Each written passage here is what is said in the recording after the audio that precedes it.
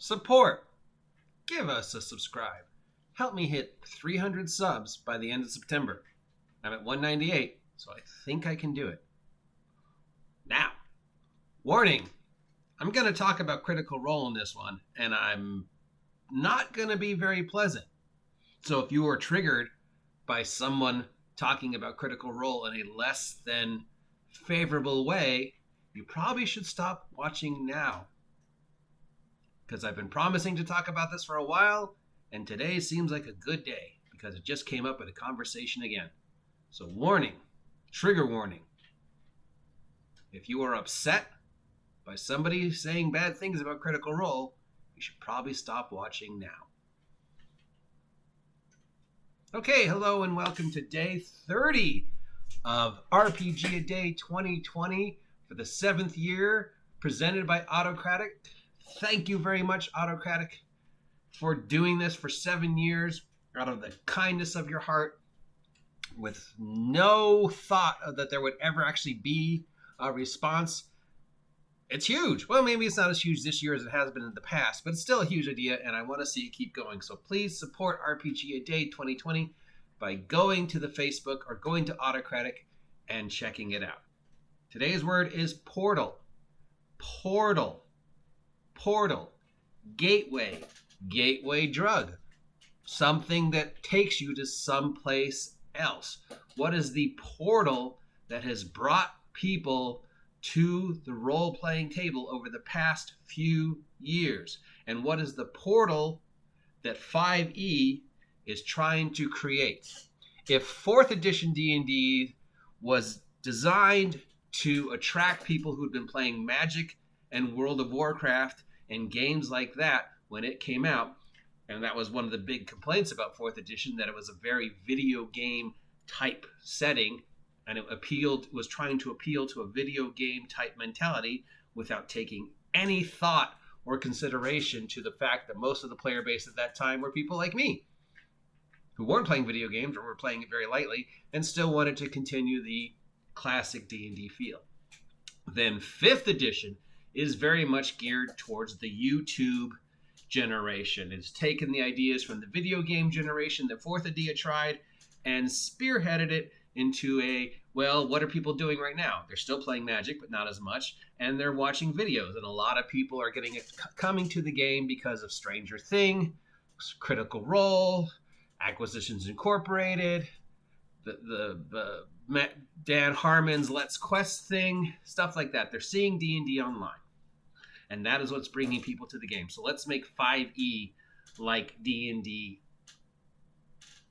Critical Role, Stranger Things, stuff like that. Now, time and time again, you have heard me say less than positive things about Critical Role, the show. I'm sure Matt Mercer and Sam Riegel and those guys might be wonderful human beings, or they might be awful human beings. I don't know, because I've never met them. I know people who have met them and have said that they generally seem to be pleasant, but obviously they know they're making a lot of money. They're in a position to make money. They're in a position to make even more money. They've taken this small little D&D game and turned it into a multi-million-dollar empire. You don't think they're not enjoying it. Now, first and foremost, Critical Role is not the first YouTube show about D&D. There were YouTube shows about D&D before Critical Role. And it's definitely not the best, but it is the most well-polished. It is set in a controlled environment. It is a multi-camera, multi-edited industry production. I would consider Critical Role on the same page as AEW professional wrestling, or even right now, because of all the money, is making WWE professional wrestling. You've got 6+ professional actors, professional voiceover actors who know exactly what they're doing and exactly how to do it. You have a DM who's been doing this with the same group of people for years, who is also a professional actor, professional voice actor, in a controlled setting where they can edit the show. If you don't think it's edited, it is edited, and it's also sponsored. So, my experience with Critical Role, for the most part, has been negative. And this is why. And yes, you have heard people talk about the Mercer effect.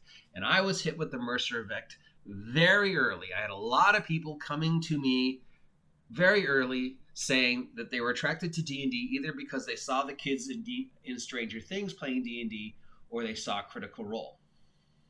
And they expected the game to be like Critical Role. Even before I'd ever watched Critical Role, I had heard it. I had people coming to me saying, hey, have you seen Critical Role? Hey, are you going to run your game like Mercer? So already I was getting this like, what the fuck is Critical Role? Who is this Mercer guy? What are you talking about? Is some show on YouTube? Is it just like Acquisitions Incorporated and Matt Harmon and those guys? But I was already being hit with this expectation. So I already had this very like, I don't know what this is, but I'm not going to run like that. I'm going to run the way I always run. So my very initial experience was people coming up to me who I'd never seen before, or people who I hadn't seen in a while, or even a few I had seen, with this expectation that D&D role-playing would now be like what they saw on YouTube. So that was my first. Then my very next experience with the Critical Role phenomenon was watching another game. I was in the shop, I was waiting for my game to start, and I was watching another game. And what I watched was one player bully the DM and bully another player. Verbally and physically bully people at the table. And when he was called on it, he pulled up the Critical Role flag. He's like, I'm role-playing just like the way I saw him Critical Role. Critical Role has set this expectation, so I'm bullying you because you're not meeting my expectations. He physically and verbally bullied people at the table and then came over to me and wanted to sit in my game. And I'm like, no, dude, fuck you. I just saw you fucking treat that kid like shit. Get the fuck out. And repeatedly, every time I came in and saw this group playing, I saw this guy verbally and physically bullying people and using Critical Role as his excuse. So already negative. This is what Critical Role is inspiring. Then I had people come to my game and they would verbally bully me and insult me because my game was not like Matt Mercer. I was not living up to their expectations. I was not running like Mercer. They were not having the same experience like Mercer. They were not playing at the same level as Sam and Laura and those guys, and it was my fault because Critical Role had built this expectation, and when the expectation was not met, they became upset. They became negative. They became toxic. The portal to the game that was Critical Role and the actual game, what they saw on the other side of the portal, were two different things. And I had people verbally insult me and bully me as a DM because I did not run like Critical Role. And as a player who was sitting at the table who was saying, you know what, I've never seen Critical Role, I was receiving, how dare you not watch Critical Role? How dare you not play like they're playing? We're all trying to play like Critical Role. When, in fact, none of them were trying to play with Critical Role. Most of them were just fucking foul-mouthed murder hobos making dick jokes. But it was okay because that's what they do on Critical Role. And as Mercer said, unless you're going to bring it like Sam, don't. Just play your game. So my initial experience was, yes, Critical Role was bringing people back to the table or bringing new people to the table and getting money into the hobby and getting the hobby out there. But so many people were trying to copy it. I mean, 3 weeks after I heard about Critical Role, I saw Mark Holmes' High Rollers come up and it was like, dude, who the fuck are you? And look, you're just trying to copy Critical Role. And then there was Roll Initiative and Ability Check and all these other people taking the Critical Role idea and trying to do the exact same thing, beat for beat, without realizing that the Critical Role environment only works in the Critical Role environment. It only works with Matt Mercer as the DM and those people as the players in that environment, in that controlled studio. And what everybody had forgotten is that Mercer and Company had actually started as a Pathfinder game. And they only switched to 5e because they saw that it was maybe going to make them more money. There were nibbles at the Matt Mercer table from D&D Beyond and other things, and they're like, let's switch to 5e because, hey, people are watching the show, Wizards of the Coast are talking to us. So yeah. So I finally watched Critical Role, and I tried to have an open mind. Yes, so far my experience with this portal, this gateway drug, had been negative, but I was like, what am I not getting? So I watched Stranger Things. I was like, yeah, I'm playing D&D. And I watched Critical Role, and I'm like, okay, yeah, they're playing D&D, and mostly they're making inside jokes that we don't understand because we're not part of that group, and they're all doing voices. This guy Mercer, he's not that great of a DM. He's an okay DM. He does voices that he basically tells his players what they just did after they told him. It's like, so he's basically railroading their actions is what I saw. And I was like, yeah, okay, it's nothing special. I mean, it's in a studio. It's being filmed. You can see camera cuts. You can tell it is edited. It's probably scripted. It feels like it's a scripted show. It has that very much professional wrestling feel to it. Like the players don't know what's going to happen, but they have a general idea of the story. And if people yelled at me or like, oh no, it's not scripted, it's not scripted. And I'm like, look, every fucking Christmas he does this thing with Vecna where he's scripting out the final fight of his campaign, which is going to be with Vecna.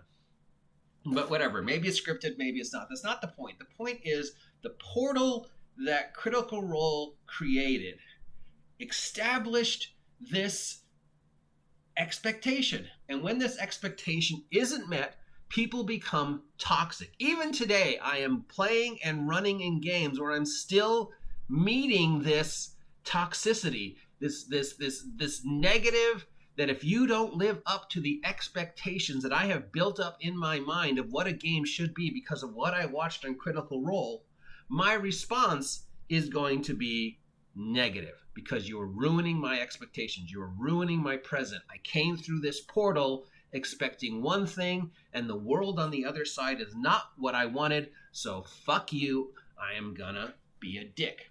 Now, most of the players who I have met since I first found out a Critical Role, who wave the Critical Role flag and say what they're doing is role-playing and they're trying to be like Sam and Laura and Marisha and raise the level of role-playing, they're fucking murder hobos. And every example I hear about people who have had players in their games who are critters and how they react. I just had one earlier today, which is why I'm bringing this up. Murder hobo. Somebody who just attacked guards. I've got a guy in a game I'm in now who's basically just a foul-mouthed, dick joke, movie-quoting murder hobo, and when he is pressed against the wall as to why he is behaving like this, his response is Critical Role. And as a DM, I have had people sit at my table saying, oh yeah, video games, YouTube. And I'm like, okay, do not expect my game to be like what you saw on YouTube. This is the way I run. And inevitably, even in the most current game I'm playing right now, the response is, it's not Critical Role, so I'm not getting the same experience I thought I was going to get because it's not a video game and it's not like YouTube. Of course it's not. Now, Mercer has said, stop using me as the thing you compare to. Just run your game. Do I believe he actually feels that way? That he actually wants people to stop imitating him as he's collecting check after check after check from D&D Beyond and all the Critical Role toys and all the Critical Role merchandise? I don't know. I mean, the guy's making a fortune off of this, so the second you sell out, can you really be taken seriously? I don't know, because I've never met him. I would love to sit down and talk with Matt Mercer. I'd love to sit down and talk with the people at Critical Role. I would love to hold that mirror up to them and say, look, this is the expectation you have set. And even though you constantly deny it and tell people not to do it, it's still happening. So how do you want to change that? Because from the very first thing I saw about Critical Role was toxicity, negativity, bullying. Bullying should never be allowed in our hobby. Bullying. People expecting me to run like Mercer and then getting in my face and insulting me when I did it. People expecting me to play the same way that they saw at the table, and those DMs thinking they're going to run just like Mercer. and run and when they fail and they see the players are upset, they get upset.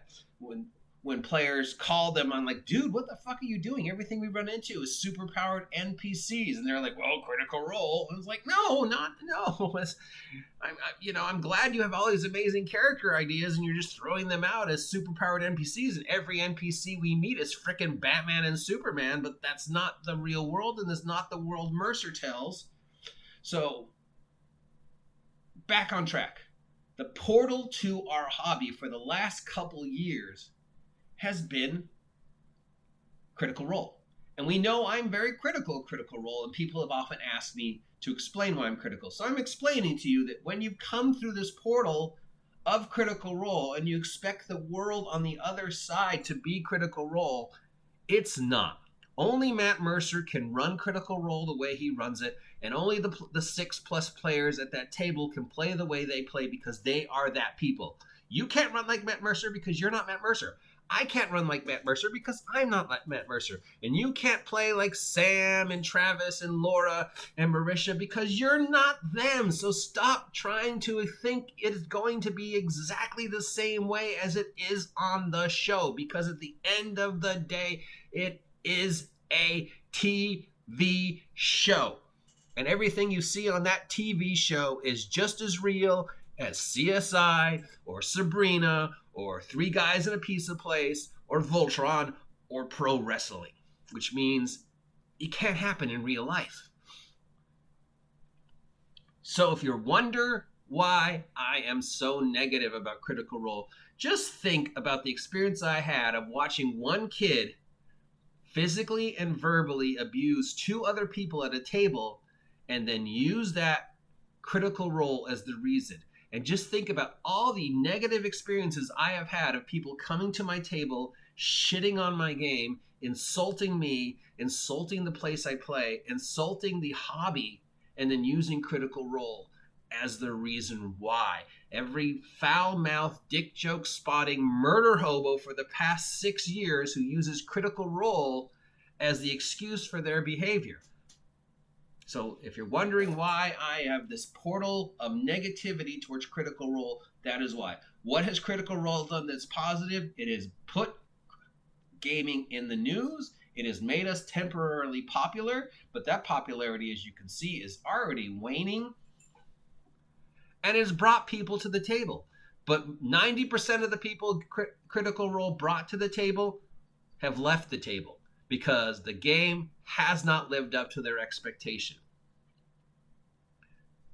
The few that remain are either the ones who are like, well, fuck Critical Role, we're just going to play the way we play and we're having a good time. Or they're like, well, I'm going to use Critical Role as my Band-Aid to get away with all the shit I get away with because I tell people I saw it on Critical Role. I assure you, you probably never saw it on Critical Role. Support me, Venom. So Critical Role, you have been the portal to bring people to the hobby. You have raised the expectations so high that most of us can never meet it. And when those expectations fail to be met, it creates an atmosphere of toxicity. So once again, I urge every DM to tell their players, stop watching Critical Role. And if you have not watched Critical Role yet, do not watch it. Just go and experience the game from each individual point of view, and then watch the show like I did. Is the show enjoyable? I love Sam's skits at the beginning. There are moments of pure genius, pure hilarity, pure terror. It is a great show. But so is Shakespeare. Now, if you don't agree with what I have to say, please comment down below, but I'm not going to respond unless you subscribe. So if you really want to tell me to shut the fuck up, subscribe to my vlog, and then comment down below and tell me why Critical Role is so great and why it was okay for that kid to bully that other kid. I'll talk to you later.